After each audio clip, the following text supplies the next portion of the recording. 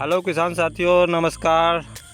तो आज एक नया वीडियो लेकर के आ गया हूँ। यह वीडियो किसान साथियों बहुत ज़बरदस्त होने वाला है, क्योंकि मैंने अपने खेतों में वाइट करेले का खेती किया हूँ और मैं इसका वीडियो तैयार किया हूँ, जिससे आप करेले का खेती यह वीडियो देख करके बहुत आसानी से कर लेंगे। आपको दूसरा कोई वीडियो देखने का ज़रूरत नहीं पड़ेगा, किसी से कोई जानकारी लेने का ज़रूरत नहीं पड़ेगा।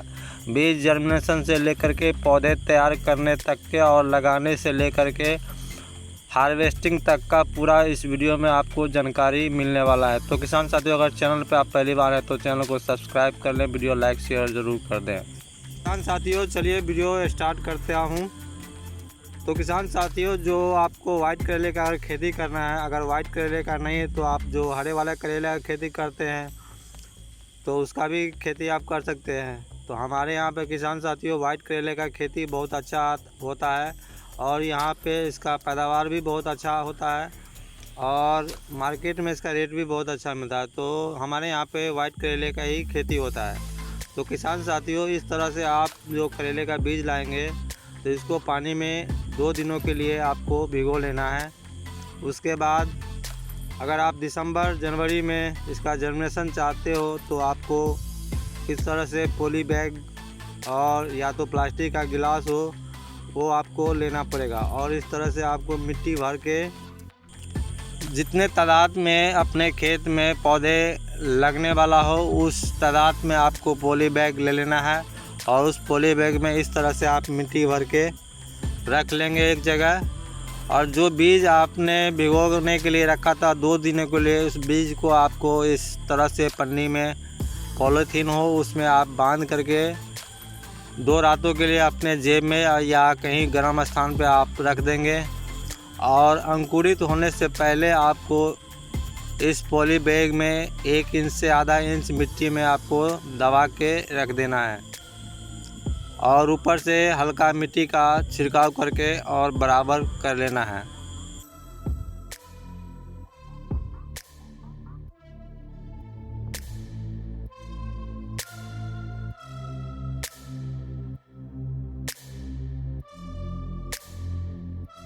तो किसान साथियों, आपको इस तरह से एक पॉली हाउस आपको बनाना पड़ेगा, क्योंकि आप अगर जनवरी और दिसंबर में करेले का बीज का अगर नर्सरी तैयार करना चाहते हैं तो आपको इस तरह से पॉली हाउस एक तैयार करना पड़ेगा और जो बीज लगाए हो पॉली बैग और गिलास में इस तरह से इस पॉली हाउस में आपको रख देना पड़ेगा। आप पूरे चारों तरफ से उसको आपको मिट्टी से ढक करके इसमें हवा प्रवेश न करे, इस तरह से आपको पॉली हाउस एक छोटा सा बना लेना है।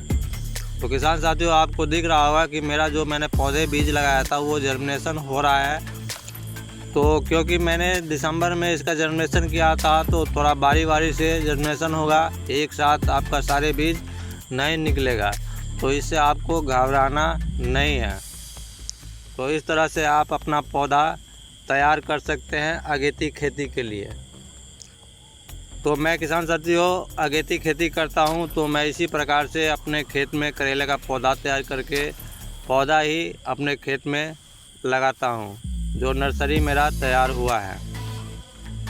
इस तरह से नर्सरी तैयार करके आप जब खेतों में लगाएंगे तो जो मेरा पहला फसल खेत में लगा हुआ है उस तरह से, और मैंने नर्सरी तैयार कर लिया तो जो मेरा पहला फसल कटेगा उसके बाद जो मेरा नर्सरी तैयार रहेगा तो मेरा खेत इस वजह से खाली नहीं रहेगा और हमारा अगेती खेती हो जाएगा और पहले मेरा फसल निकल जाएगा। तो इस प्रकार से आपको जो अवस्था आपको पौधे का दिखाई दे रहा है करेले का, उस अवस्था में आपको खेत में लगाने के लिए तैयार हो जाता है।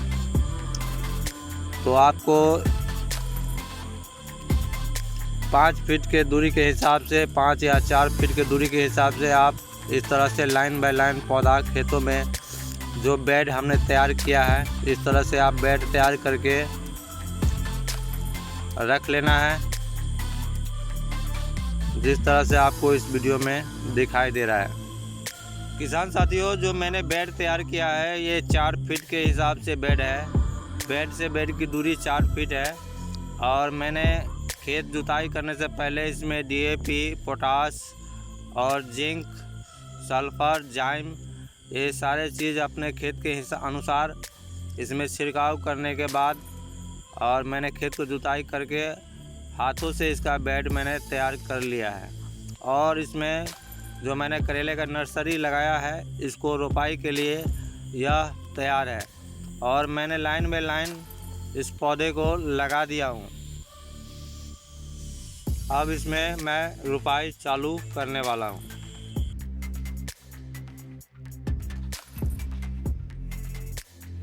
तो किसान साथियों, एक बात बताता चलूँ, जो पॉली बैग में जो मैंने नर्सरी तैयार किया है, तो पॉली बैग थोड़ा महंगा पड़ता है, लेकिन पॉली बैग से एक फ़ायदा होता है कि पॉली बैग आपका बर्बाद नहीं होगा। और जो गिलास है, जिस गिलास में हमने पौधा लगाया है, तो उस गिलास को काट के हटाना पड़ता है और उसमें एक ही बार नर्सरी तैयार होता है। लेकिन पॉली बैग में आप दोबारा नर्सरी तैयार कर सकते हैं। तो जिस प्रकार से इस वीडियो में आपको दिखाया जा रहा है कि गिलास को मैं एक ब्लेड से दो तरफ से काट के और उसमें से जो थैला है वो निकाल करके और गड्ढा खूंद के उसमें थोड़ा पानी डाल दिया और नर्सरी का रखने के बाद उस पर चारों तरफ से मिट्टी से ढक देना है। तो इस तरह से आप रोपाई कर सकते हैं। लेकिन पॉली बैग में जो मैंने नर्सरी तैयार किया है, उसको आपको काटना नहीं पड़ता है। उसमें से आपका जो थैला है, नर्सरी बहुत आराम से आपका निकल जाता है और पॉली बैग आपको अगली नर्सरी लगाने के लिए आपके पास सुरक्षित बच जाता है। तो आपको दिखाता हूँ कि आप ऐसे करेंगे तो इसमें से थैला आपका निकल जाता है और पॉली बैग आपका बच गया।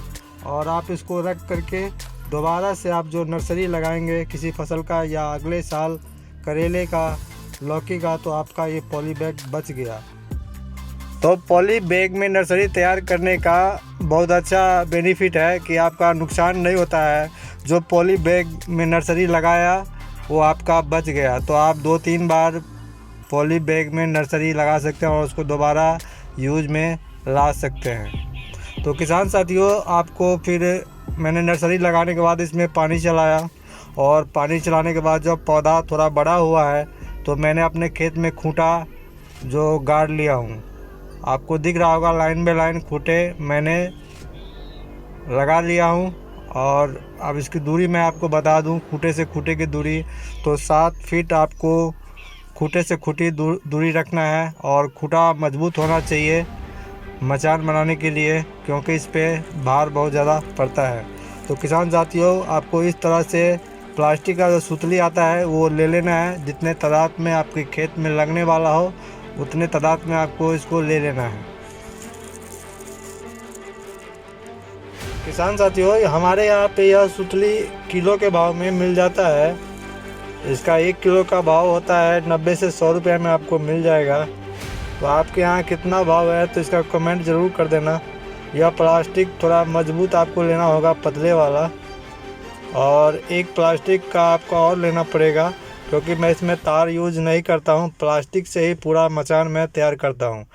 इस वजह से किसान साथियों, जो मैं मचान तैयार करता हूँ बहुत सस्ता पड़ता है। इसमें खर्च बहुत कम लगता है, ना के बराबर ही खर्च लगता है। और जो ये मोटे वाले प्लास्टिक है ये दोबारा आपके यूज में आ जाएगा। तो किसान साथियों, अब बारी है, जो मोटे वाले रस्सी था उसको सबसे ऊपर सिरे पे लगाना है खूंटे के। तो एक छोटा सा खुटरी जो मैंने पहले लगाया है लास्ट में और एक लास्ट छोर में खेत के, तो ऊपर से मोटे वाले रस्सा आपको लगा देना है। उसके बाद नीचे से 6 इंच छोड़ के और 6 इंच के दूरी पे ही जो पतले वाले प्लास्टिक जो मैंने दिखाया था वो वाला प्लास्टिक इस तरह से, जिस तरह से लगाया जा रहा है उस तरह से हर खूंटे में लपेट के और अच्छी तरह से खींच के तान लेना है। और लास्ट वाले छोर पे आके बांध के उसको आपको काट लेना है। फिर 6 इंच ऊपर फिर से शुरू करना है। इसी तरह से खूंटे के जो ऊपरी रस्सी जो बांधे पहले, वहाँ तक आपको पतले वाला सुतली को बांध लेना है। इस तरह से पूरा में लगाने के बाद एक लंबाई में आपका लग गया। उसके बाद आप इस तरह से, जिस तरह से वीडियो में दिखाई दे रहा है, आपको एक लकड़ी ले लेना है और उसमें वो पतले वाला जो सुतली है उसको आपको लपेट लेना है। और लपेटने के बाद एक जाल सा हम बनाएंगे और वो बहुत अच्छा मजबूत मचान आपका बनेगा। जो लंबाई में हमने सुतली का जो तान के खूंटे में लगाया था, उस हर खूंटे में इस तरह से कि आपको लपेटना पड़ेगा, ऊपर से लेकर के नीचे तक क्रॉस में चलना है। एक मैंने क्रॉस में लगाया और फिर क्रॉस में यहाँ तक आया। इसी तरह से जहाँ से शुरू हुआ है और लास्ट तक आपको ले जाना है। इस तरह से आपको एक जाल सा बन जाएगा और बहुत मजबूत सा मचान बनेगा। और इस मचान बनाने में किसान साथियों बहुत कम खर्च लगता है, क्योंकि ऊपर वाला जो मोटे वाला प्लास्टिक का रस्सी जो मैं लगाया है वो वापस मैं अगले साल इसको यूज़ में ले लूँगा, लेकिन ये पतले वाला तो कट जाएगा। और जो बांस का खूंटा है वह भी 2 से 3 साल तक चलता है। लेकिन जो हम लोहे का तार लगाएंगे तो हमारे यहाँ पे गर्मियों में लगभग 50 डिग्री से ऊपर तापमान बढ़ जाता है, और वह लोहे का जो तार होता है वो हीट होने की वजह से जो फसल हमने लगाया है वो मुरझा जाता है और कटने का भी उसका संभावना बना रहता है। लेकिन प्लास्टिक हीट नहीं होगा और आपका फसल सुरक्षित रहेगा। और लोहे का जो तार होता है वह वज़न में आपको 1 किलो जितना लंबा होगा, प्लास्टिक उससे 3 गुना लंबा निकलेगा। तो हमें लंबाई की ज़्यादा ज़रूरत है। और लोहे की आपकी किलो की वज़न में जैसे हमने 1 एकड़ में लगाया तो 10 किलो तार लगा, तो वहाँ पे आपको प्लास्टिक 3 किलो से 4 किलो में ही पूरा काम हो जाएगा। तो इस वजह से जो मैं मचान तैयार करता हूँ जिस विधि से, वह मचान बहुत सस्ता पड़ता है। किसान साथियों, आप भी इस तरह से मचान बना के करेले, परवल, तोरई का मचान तैयार करके आप खेती कर सकते हो बहुत सस्ते मचान में।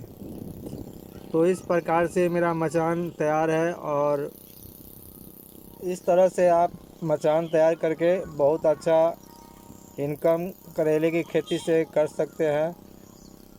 तो मैं इसी तरह से मचान बनाता हूँ किसान साथियों, और बहुत अच्छा फसल आपको दिखाई दे रहा होगा वीडियो में मेरा है। और इसमें जो आपको मैं दिखा रहा हूँ, ऊपर से भी मैंने जैसे उल्टा यू होता है ना, उस प्रकार से दो जो मेरा बेड है उस दोनों बेड को मैंने जोड़ दिया हूँ। जिस तरह से मैंने नीचे प्लास्टिक डाला था, इसी तरह से ऊपर मैंने भी प्लास्टिक लगाया है। तो यह एक प्रकार का यू उल्टा ये मचान बनके तैयार हो गया। एक छोड़ के एक दूसरा लाइन लेकर के यू बना देना है। तो किसान साथियों, मेरा करेला हार्वेस्टिंग के लिए अब तैयार है और बहुत अच्छा अभी फसल हुआ है। और ये लगभग 3 से 4 महीने तक मेरा यह फसल चलेगा।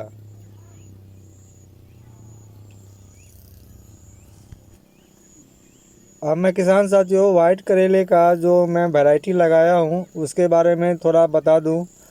लेकिन हमारे चैनल पे इसका वीडियो बना के पहले से मैं डाल रखा हूँ कि वाइट करेले का कौन कौन सी वैरायटी है और कौन सी वैरायटी कितना अच्छा फसल देता है। तो यह वीडियो आप जा कर के हमारे चैनल पे देख सकते हो। तो मैं बताता चलूँ, इस खेत में मैंने इंडो अमेरिकन और पान कंपनी का और नामधारी का यह वैरायटी मैंने लगाया है। और जो वैरायटी मैंने लगाया है बहुत अच्छा वैरायटी है, इसमें बीमारी भी बहुत कम लगता है। तो पूरी जानकारी किसान साथियों आपको चाहिए तो हमारे चैनल को सब्सक्राइब ज़रूर कर लें। और हमारे चैनल पर करेले की खेती से जुड़ी हुई सारे वीडियो पड़ा हुआ है, तो वहां जा कर के आप देख सकते हो। किसान साथियों, करेले की खेती में खर्च तो बहुत ज़्यादा है लेकिन मुनाफा भी बहुत ज़्यादा है। तो करेले का खेती करने से मुनाफा भी आपको बहुत अच्छा मिलेगा। हमारे यहाँ पे अभी वाइट करेले का जो दाम चल रहा है थोक में, वो 4000 का कुंटल है और खुदरा भाव है 50 रुपये किलो बिक रहा है। तो इसमें बहुत अच्छा बेनिफिट है, आप जितने तादाद में चाहे उतने तादाद में आप लगा सकते हो। मैं तो एक छोटा सा किसान हूँ, तो मैं छोटे ही खेत में करके बहुत अच्छा अपना इनकम कर लेता हूँ और मैं इसी से मेरा घर परिवार चलता है। तो इस तरह से आप भी खेती करके बहुत अच्छा मुनाफा कमा सकते हैं। किसान साथियों, जब तक आप कुछ अलग से खेती नहीं करोगे, अलग तरीक़ा से खेती करना है, जो आधुनिक तकनीक है उस तकनीक से हम खेती करेंगे तो बहुत अच्छा मुनाफा छोटे किसान भी कमा सकता है। जो मैंने लंबाई में जो प्लास्टिक लगाया था, फिर मैंने ऊपर से भी लगा दिया, तो साइड में तो फल तो दिया ही दिया और बेल जब बड़ा हुआ तो ऊपर से भी करेला बहुत अच्छा लास्ट में आपको फसल देगा। और जो लटक के करेला निकलेगा वो सीधा होगा, मोटाई भी उसका अच्छा रहेगा और लंबाई भी बहुत अच्छा रहेगा। तो मचान पे जो खेती होता है उसका फसल बहुत अच्छा रहता है और साफ़ सुथरा और चमकीला रहता है। तो किसान साथियों, अगर आप करेले का खेती करना चाहते हैं तो मचान विधि से ही करें और उसमें आपका फसल ज़्यादा होगा और मुनाफा भी बहुत अच्छा आपको निकलेगा और फल का चमक शाइनिंग भी बहुत अच्छा रहता है। तो इस तरह से ऊपर से भी आप इसका गोल आकार में मचान, जैसे उल्टा यू मैंने बताया था पहले, उस तरह से बन जाता है। और एक मैंने यह सांप लौकी का भी मैंने लगाया है इस बार एक लाइन, और इधर तोरई का भी है, वही तकनीक है। और इस तकनीक से आप तोरई का, सांप लौकी, परवल किसी का भी मचान तैयार कर सकते हैं। तोरई का इतना वजन होने के बावजूद भी किसान साथियों, मेरा मचान बहुत अच्छा है और इस पे आपको फल दिख रहा होगा कितना अच्छा लटका हुआ है, लेकिन यह मचान आपको झुकेगा नहीं। जैसे एक फिल्म का डायलॉग है कि पुष्पा राज झुकेगा नहीं, वही मेरा यह मचान है। कितना भी वजन हो जाए यह झुकेगा नहीं। तो इस तकनीक से किसान साथियों, मचान आप बना करके बहुत अच्छा खेती कर सकते हैं। करेला, तुरई, सांप लौकी, परवल, आप जिस चीज़ का भी खेती करना चाहे, सिर्फ लौकी का खेती छोड़ के यह मचान हर फसल के लिए कारगर है। धन्यवाद।